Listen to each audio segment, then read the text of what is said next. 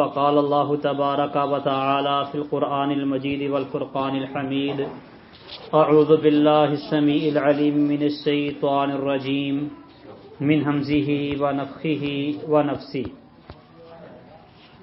فلا وربك لا يؤمنون حتى يحكموك فيما شجر بينهم ثم لا يجدوا في أنفسهم حرجا مما قضيت ويسلموا تسليما.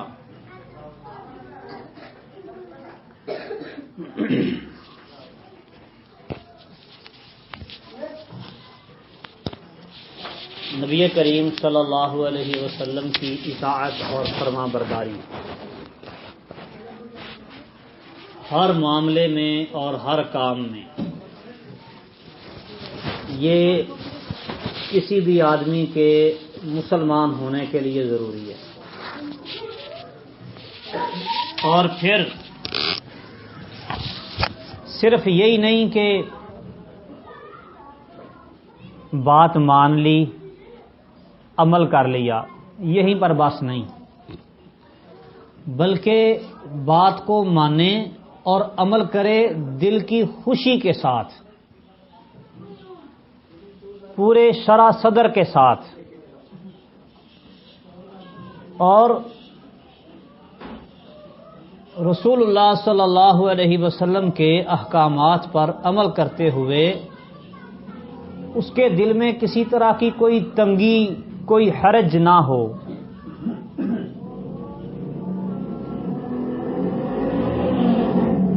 رسول اللہ صلی اللہ علیہ وسلم کی اطاعت بہت سے کاموں میں منافق بھی کرتے تھے. اللہ سبحانہ و تعالی نے قرآن مجید فرقان حمید میں ان کا ذکر کیا ہے. اللہ تعالیٰ فرماتے ہیں کہ یہ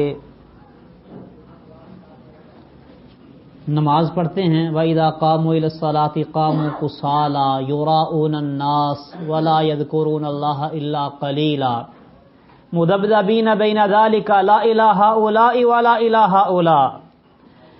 نماز کے لیے آتے ہیں سستی کے ساتھ، خوشی کے ساتھ نہیں آتے.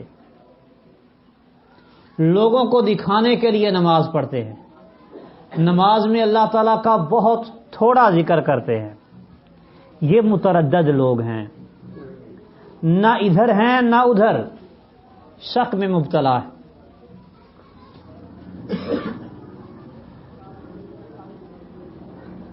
اللہ تعالیٰ فرماتے ہیں کہ ان کی نمازیں اللہ کے ہاں قبول نہیں.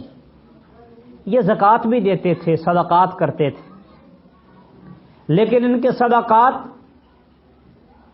اللہ رب العالمین کے ہاں قبول و منظور نہیں. کیوں؟ ما منعہم ان تقبل نفقاتہم. ان کے صدقات کو، ان کے زکوٰۃ کو، اور جو اللہ کے راستے میں یہ خرچ کرتے ہیں ان کو قبول ہونے سے صرف اور صرف اس چیز نے روکا ہے انہم کفروا باللہ ورسولہ، یہ اللہ اور اس کے رسول کے ساتھ کفر کیے ہوئے ہیں. ولا یأتون الصلاۃ الا وهم کسالى، اور نماز پڑھنے کے لیے آتے ہیں تو سستی کے ساتھ. ولا ينفقون الا وهم کارہون، اور اگر یہ اللہ کے راستے میں خرچ کرتے ہیں تو خوشی کے ساتھ نہیں بلکہ مجبور ہو کے خرچ کرتے ہیں. لہذا ان کے صدقات اللہ رب العالمین کی بارگاہ میں قبول نہیں ہیں. فلا تعجبک اموالہم ولا اولادہم، ان کے مال، ان کی اولادیں آپ کو تعجب میں نہ ڈالیں، حیران پریشان نہ کر دیں. انما یرید اللہ لیعذبہم بہا فی الحیاۃ الدنیا وتزہق انفسہم وہم کافرون. اللہ تو ان کو کفر کی حالت میں موت دینا چاہتا ہے اور اس مال اور اولاد کے ذریعے ان کو عذاب دینا چاہتا ہے. اب مسئلہ یہ ہے کہ نبی کریم صلی اللہ علیہ وسلم نے واضح طور پر بیان کر دیا تھا کہ مسلمان اور کافر کے درمیان فرق نماز ہے. نماز پڑھے گا تو مسلمان، نہیں پڑھے گا تو کافر. اب منافق جو اندر کھاتے دل سے مسلمان نہیں تھے، اب چونکہ انہوں نے اپنے آپ کو ظاہر مسلمان کیا ہوا تھا تو مسلمانوں میں شامل رکھنے کے لیے اپنے آپ کو انہیں نماز پڑھنا پڑتی تھی۔ کیوں؟ اگر نماز چھوڑیں گے واضح ہو جائیں گے، ایکسپوز ہو جائیں گے نا کہ یہ کافر ہیں۔ مسلمان تو وہ ہے جو نماز پڑھتا ہے، نماز نہیں پڑھتا تو کافر۔ یہ نشانی تھی۔ زکوٰۃ دیتا ہے مسلمان ہے، نہیں دیتا کافر ہے۔ اب معاشرے میں اپنے آپ کو مسلمان ثابت کرنے کے لیے وہ مجبوراً نماز پڑھے، مجبوراً زکوٰۃ ادا کرے۔ اللہ تعالیٰ فرماتے ہیں کہ یہ نماز ان کو بڑی بوجھ لگتی ہے، پڑھتے ہیں لیکن جیسے کوئی مصیبت نازل ہو گئی ہے۔ پھر رسول اللہ صلی اللہ علیہ وسلم فرماتے ہیں منافقین پر سب سے زیادہ جو بھاری نماز ہے وہ ہے عشاء اور فجر کی نماز۔ وہ نماز کو بوجھ سمجھتے تھے لیکن پڑھنی پڑتی تھی۔ کیوں؟ کہ اگر نہیں پڑھیں گے تو پکڑے جائیں۔ زکوٰۃ دیتے تھے، نبی صلی اللہ علیہ وسلم نے اعلان کیا ہوا تھا کہ جو آدمی زکوٰۃ دے گا دل کی خوشی کے ساتھ ٹھیک ہے، اور جو اپنے آپ کو مسلمان کہے زکوٰۃ نہ دے پھر ہم کیا کریں گے؟ انا آخذوہا وشطر مالہ، ہم اس سے پھر زکوٰۃ بھی لیں گے اور زکوٰۃ لینے کے ساتھ ساتھ اس پر جرمانہ بھی کریں گے، اس کے مال کا کچھ حصہ جو زکوٰۃ نہیں بنتی وہ بھی لیں گے۔ تو اس سے پتہ چلتا ہے کہ سرکار کو، حکومت کو جرمانہ بوقت ضرورت کرنے کی اجازت ہے، وہ کر سکتی ہے۔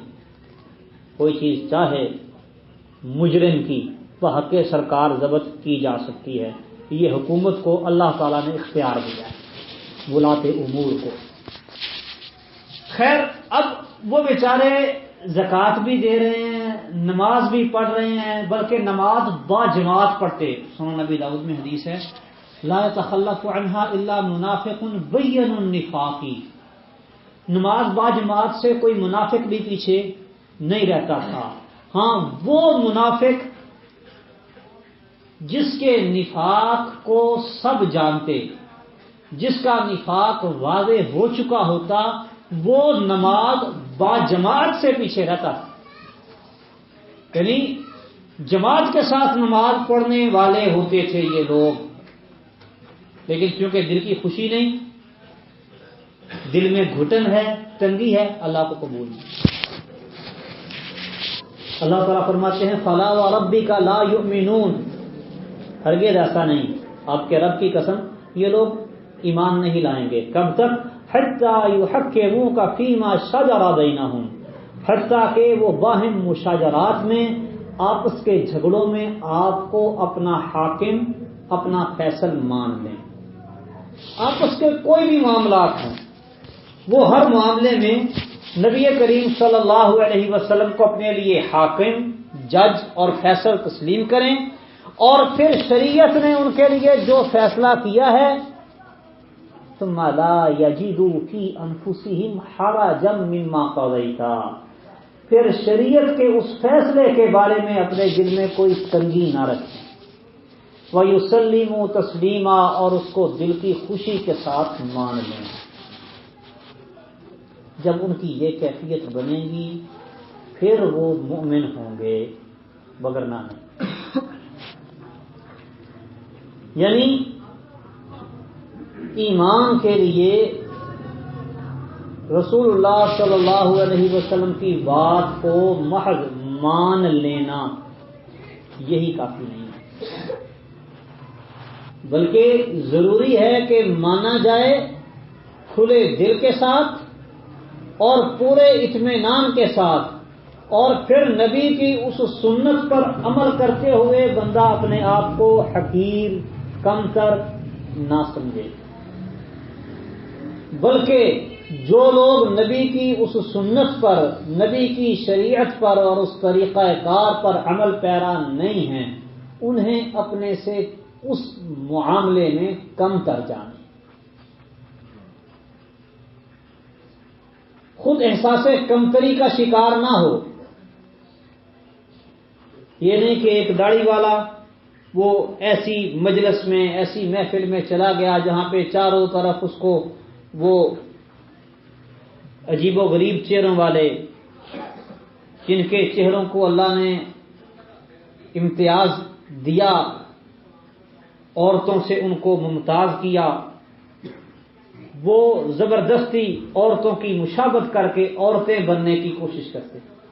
ایسے لوگوں کی مجلس میں داڑھی والا پہنچ جائے تو وہ بیچارہ اپنے آپ کو کم تر اور ہلکا محسوس کرے، نہیں، یہ ایمان نہیں ہے۔ ایمان کا تقاضا کیا ہے کہ بندہ اکیلا ہو، نبی کی سنت پر عمل پیرا ہونے والا، دین پر چلنے والا، اور باقی سارے اس محفل اور مجلس میں مخالفت کرنے والے ہوں، یہ سار اٹھا کے چلے۔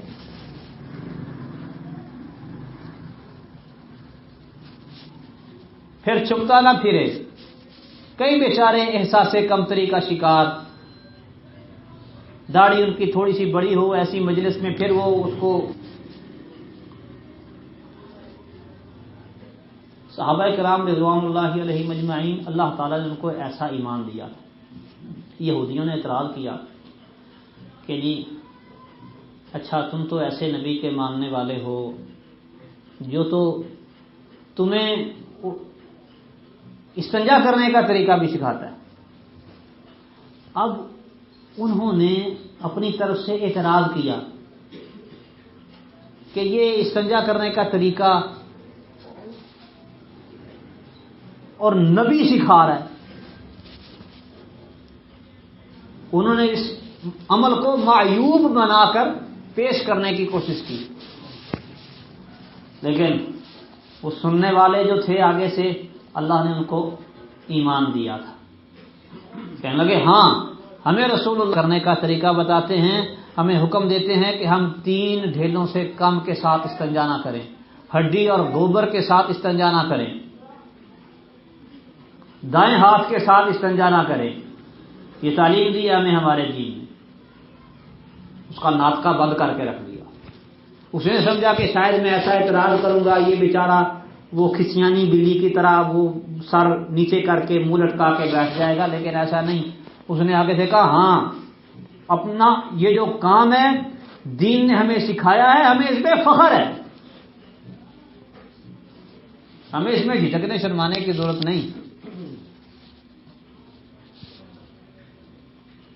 یہ انداز اور طریقہ کار رسول اللہ صلی اللہ علیہ وسلم کی سنت مطہرہ کے ساتھ، اللہ رب العالمین کی نازل کردہ شریعت کے ساتھ ہو تو پھر بندے کا ایمان صحیح بنتا ہے۔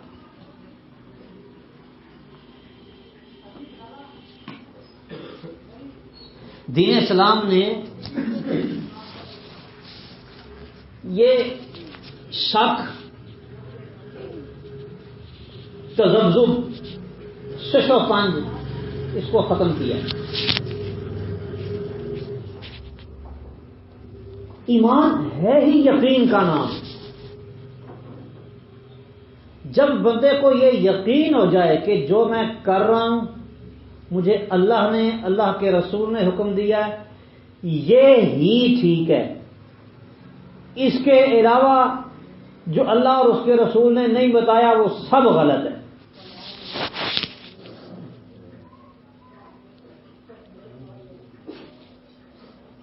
یعنی ہاں جی ٹھیک ہے، بات تو آپ بھی ٹھیک کر رہے ہیں لیکن حدیث میں اس طرح سے آیا ہے، نہیں یہ نہیں، بات آپ ٹھیک نہیں کر رہے، آپ غلط کر رہے ہیں، حدیث میں اس طرح آیا ہے۔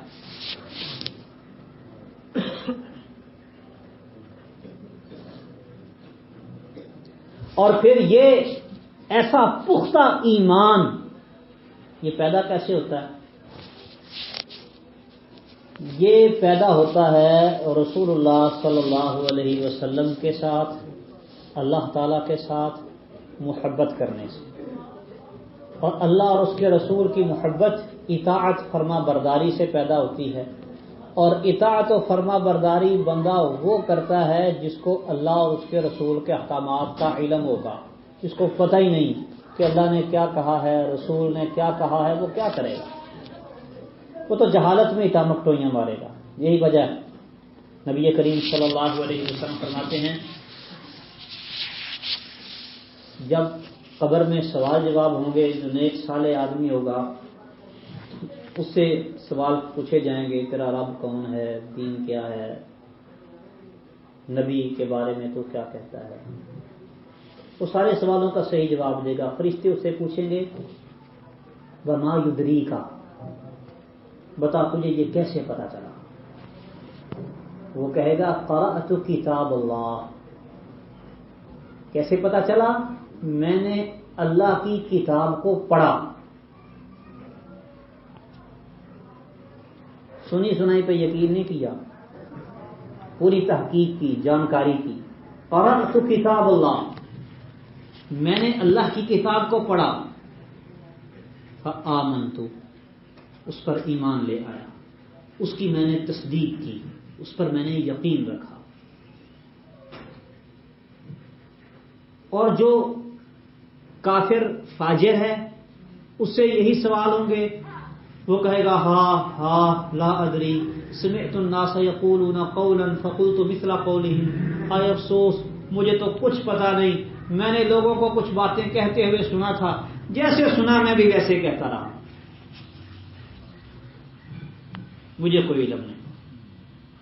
وہ اس کو ماریں گے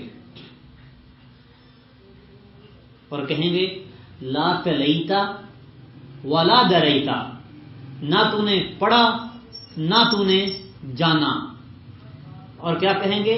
علی الشک کنتا وعلی الشک متا، تو شک پر ہی تھا اور شک پر ہی مرا۔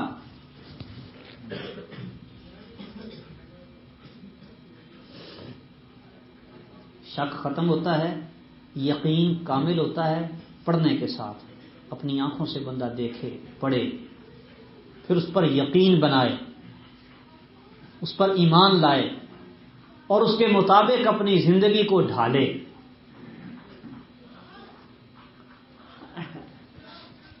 رسول اللہ صلی اللہ علیہ وسلم سے محبت کے دعوے وہ تو سارے ہی کرتے ہیں، اور پھر بیچارے جاہل لوگ، ان کو جیسے کوئی کہہ دیتا ہے کہ جی اچھا اگر نبی کے ساتھ محبت ہے نا تو پھر یہ کام کرو، وہ بیچارے سادہ لوگ نبی کی محبت میں وہی کام کرنے لگ جاتے۔ آج کل لوگوں نے اس جملے کو ایک وار ویپن بنایا ہوا ہے، ہتھیار بنایا ہوا، اور اس سے پوری جنگ لڑتے ہیں۔ یہ جو ان دنوں میں آپ دیکھ رہے ہیں گزشتہ ایام میں جو کچھ ہوا، کیوں؟ صرف نبی کی محبت کو سامنے رکھ کے اور پھر یہ سارا کچھ نبی کی محبت کا تقاضا قرار دے گا۔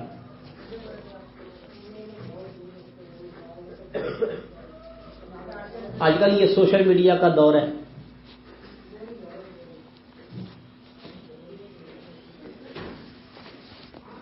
وہاں پہ بھی یہ ہتھیار استعمال ہوتا ہے۔ کوئی ایک پوسٹ لگائیں گے اور لکھ دیں گے کہ اگر آپ کو اللہ سے، اللہ کے نبی سے محبت ہے یا ان پر ایمان ہے تو یہ لائک کا بٹن دبا دیں۔ عجیب عجیب ہتھکنڈے لوگوں کے۔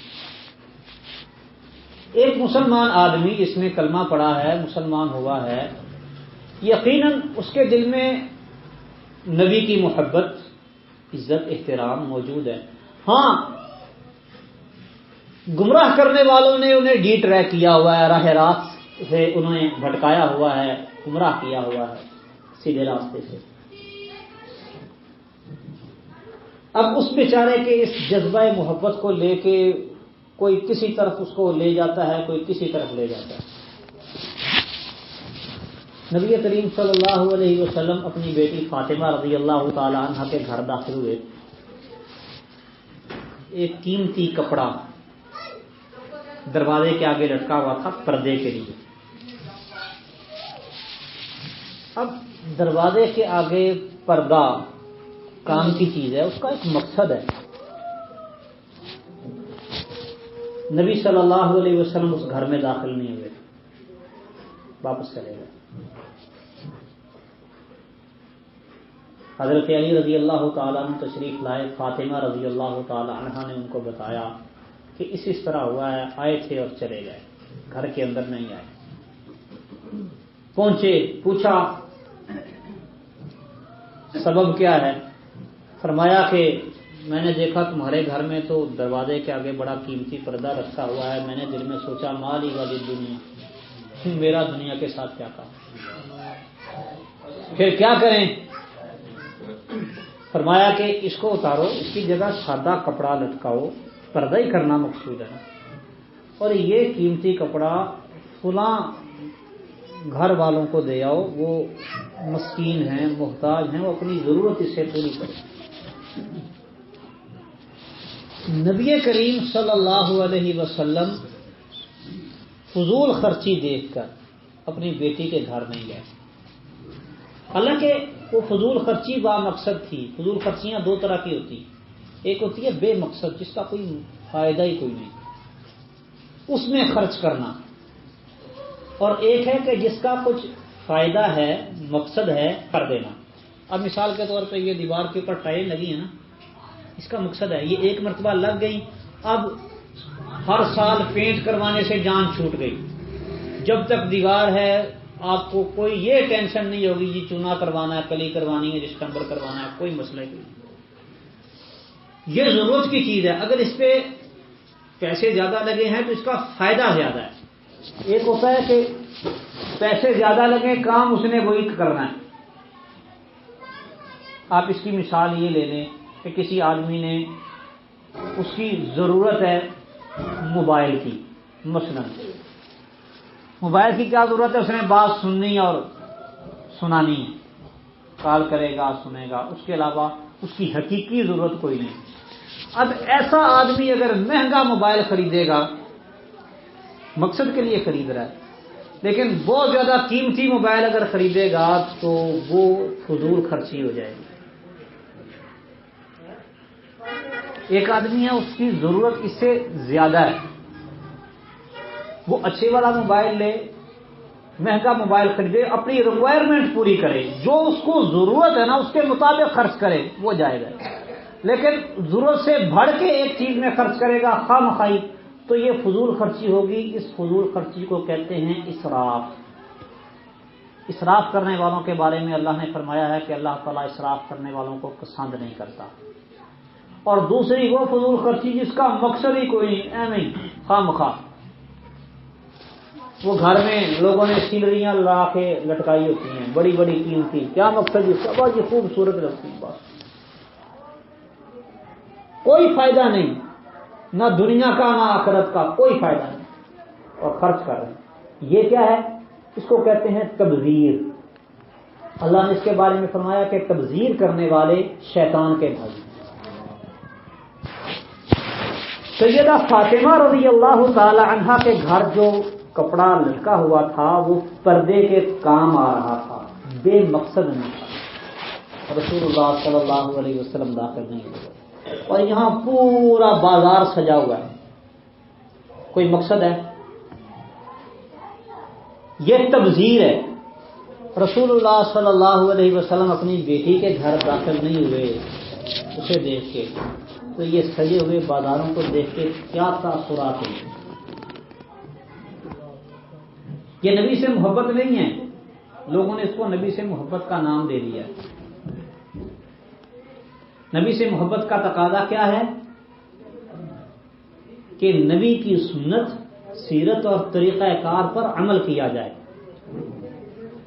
اور پھر نبی کی سنت کو اپنا کے اس پہ فخر کیا جائے. پھر کچھ لوگ ناسمجھی میں جو چیز اچھی ان کو محسوس ہوتی ہے وہ آنکھیں بند کر کے اس کے پیچھے چل پڑتے ہیں، نہیں دیکھتے کہ اس کے بارے میں شریعت نے کیا کہا ہے، نہ ہی پوچھنے کی زحمت کرتے ہیں۔ ابھی بچے نے تلاوت کی،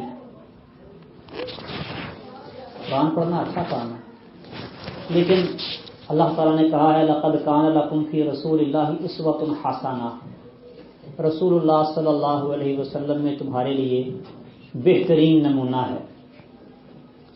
یہ تو نہیں کہا لقد کان لکم فی رسول اللہ اسوۃ حسنۃ فی غیر التلاوہ، کہ تلاوت کے علاوہ اسوہ حسنہ ہے۔ اگر اسوہ حسنہ ہے تو ہر کام میں ہے، تلاوت میں بھی۔ ہمارے ہاں وہ پورے جسم کا زور لگا کے اور ایک سانس میں کئی کئی آیات پڑھنے کا جو طریقہ کار ہے رواج پا گیا، اور لوگ بھی سننے والے قرآن سن کے سبحان اللہ نہیں کہتے، بلکہ قاری کا، پڑھنے والے کا لمبا سانس سن کے سبحان اللہ کہتے ہیں۔ جتنا زیادہ لمبا کرے گا سانس اتنی اونچی سبحان اللہ، یعنی کہ وہ سبحان اللہ قرآن پر نہیں بلکہ اس کے فن پر ہے جس فن کا وہ مظاہرہ کر رہا ہے۔ شاید یہ بات تھوڑی سی تلخ لگے، لیکن چمن میں تلخ نوائی بھی میری گوارا کر، کہ زہر بھی کرتا ہے کبھی کار تریاقی۔ سیدنا انس بن مالک رضی اللہ تعالی عنہ سے کسی نے پوچھا نبی صلی اللہ علیہ وسلم کی قرأت کیسے تھی؟ انہوں نے کہا کانت قراءتہ مدن، آپ کی قرأت تھی کہ آپ الفاظ کو لمبا کھینچ کے پڑھتے۔ بطور مثال انہوں نے فرمایا کہ پڑھتے بسم اللہ الرحمن الرحیم یمد اللہ یمد الرحمن یمد الرحیم، لفظ اللہ کو بھی لمبا کھینچتے، الرحمن کو بھی لمبا کھینچتے، الرحیم کو بھی لمبا کھینچتے۔ سیدہ ام سلمہ رضی اللہ تعالی عنہا سے کسی نے پوچھا کہ رسول اللہ صلی اللہ علیہ وسلم کیسے قرآن پڑھتے تھے؟ فرماتی ہیں کہ نبی صلی اللہ علیہ وسلم کان یقطع آیاتن آیاتن، آپ ہر آیت پر وقف کرتے تھے۔ پھر انہوں نے بطور مثال چند آیات پڑھ کے سنائی اور فرمایا الحمدللہ رب العالمین پڑھتے ثم یقف، وقف کرتے، الرحمن الرحیم پڑھتے ثم یقف، رکتے، مالک یوم الدین پڑھتے ثم یقف۔ ھکذا کانت قراءتہ صلی اللہ علیہ وسلم، یہ تھا رسول اللہ صلی اللہ علیہ وسلم کا قرآن پڑھنے کا طریقہ، ہر آیت پر وقف کرنا۔ آیت ہے ہی وقف کی علامت۔ آپ یہ قرآن مجید کوئی بھی اٹھائیں، اس کے آخر میں نا رموز اوقاف لکھے ہوتے، پڑھیں۔ یہ آیت کا جو نشان ہے یہ وقف تام کی علامت ہے، پورا وقف۔ یہ وقف النبی صلی اللہ علیہ وسلم ہے، ہر آیت پر وقف کرنا یہ رسول اللہ صلی اللہ علیہ وسلم کی سنت اور طریقہ کار ہے۔ 2 3 یا زائد آیتوں کو اکٹھا ملا کے پڑھنا یہ نبی کا طریقہ نہیں۔ ویسے بھی وہ لوگ جو باذوق ہے، جوانی کی عمر میں اکثر باذوقی ہوتے ہیں، فن شاعری اور سجا کلامی کو جو لوگ سمجھتے ہیں انہیں تو یہ بات بڑی آسانی سے سمجھ آ سکتی ہے کہ شعر ہو یا مسجع کلام ہو، شعر کے مصرے پر اگر آپ وقف نہیں کریں گے، شعر کے 2 حصے ہوتے ہیں نا، 2 مصرے، دونوں مصرے ایک ہی سانس میں پڑھ دیں گے تو وہ شعر محسوس، اس کا حسن خراب ہو جائے گا۔ ایسے ہی جو سجع کلامی ہوتی ہے اس میں وزن شعری کا لحاظ نہیں ہوتا، لیکن قافیہ ہر جملے کا ایک ہی ہوتا ہے، ہم وزن ہوتا ہے۔ تو اگر آپ ہر قافیے پہ، ہر جملے پہ نہیں رکیں گے تو وہ کلام مسجع نہیں رہ جائے گا، سجع کلامی ختم ہو جائے گی۔ یہ ہر زبان کے ادب میں ایسے ہی ہے۔ اور قرآن مجید فرقان حمید جس دور میں نازل ہوا وہ اہل عرب اس وقت بڑے ادیب قسم کے تھے، ادب کے بڑے ماہر تھے۔ اپنے علاوہ باقیوں کو وہ کیا کہتے ہیں؟ عجم۔ عجم کا معنی یہ بیچارے گنگے ہیں، جانور ہیں، ان کو بولنا ہی نہیں آتا، اپنے آپ کو ایسے فصیح اللسان سمجھتے. اور پھر وہ بندہ جو عربی فصیح نہیں بولتا، جس طرح آج کل عربی گڑبڑ ہو گئی ہے لوگوں کی، عرب میں رہنے والوں کی، اس کو وہ کہتے تھے اعجمی، غیر فصیح عربی والا. خیر، اللہ سبحانہ و تعالی نے ہر نبی کو اس کے دور کے مطابق معجزہ دیا ہے. موسیٰ علیہ الصلوۃ والسلام کے دور میں وہ جادوگروں کا معاملہ تھا، جادو نگری بنا ہوا تھا پورا مصر. تو اللہ تعالیٰ نے موسیٰ علیہ الصلوۃ والسلام کو جو معجزات دیے وہ اسی قسم کے تھے کہ جادوگر بیچارے ہکے بکے رہ گئے. اور نبی صلی اللہ علیہ وسلم کے دور میں شاعری اور ادب کا دور تھا، تو اللہ تعالیٰ نے رسول اللہ صلی اللہ علیہ وسلم پر جو کتاب نازل کی وہ ایسی ادیبانہ اسلوب میں نازل کی کہ بیچارے سارے ادیب حیران و ششدر رہ گئے. تو قرآن مجید کا حسن ہی خراب ہو جاتا ہے اگر آیت پر وقف نہ کیا جائے. پھر کچھ آیات تو ایسی ہیں کہ ان پر اگر وقف نہ کیا جائے تو بات بالکل ہی خراب ہو جاتی ہے، الفاظ پورے ادا ہی نہیں ہوتے. جیسے سورہ قارعہ، القارعہ مل قارعہ ما ادراک مل قارعہ. اب یہ قارعہ کا معنی کھٹکھٹانے والی. جب آپ اس کو القارعۃ مل قارعۃ پڑھیں گے تو وہ جو ایک وزن ہے کلام کے اندر وہ محسوس ہی نہیں ہوگا. ما ادراک ما ہیا، اب لفظ کیا ہے؟ ما ہیا، ہا اور چھوٹی یہ بس. لیکن آپ دیکھیں گے کہ ما ادراک ما ہیا، ہا چھوٹی یہ کے بعد ایک اور ہا ہے. کیوں؟ صرف وزن کو قائم رکھنے کے لیے. اور اگر قاری صاحب وہ سب کوئی رگڑتے جائیں گے ایک سانس میں تو پھر کدھر گیا وزن اور کدھر گئی اس کی ضرورت، سارا خراب ہو گیا. رسول اللہ صلی اللہ علیہ وسلم کی سنت اور آپ کا طریقہ کار ہر میدان میں، ہر کام میں، کیونکہ رسول اللہ صلی اللہ علیہ وسلم کی ساری زندگی اسوہ حسنہ ہے. آپ ہر کام میں اسوہ حسنہ اور نمونہ ہیں، اور ہر کام میں اتباع رسول اللہ صلی اللہ علیہ وسلم کی واجب ہے. اللہ تعالیٰ سے دعا ہے کہ اللہ سمجھنے اور عمل کرنے کی توفیق دے. یا اللہ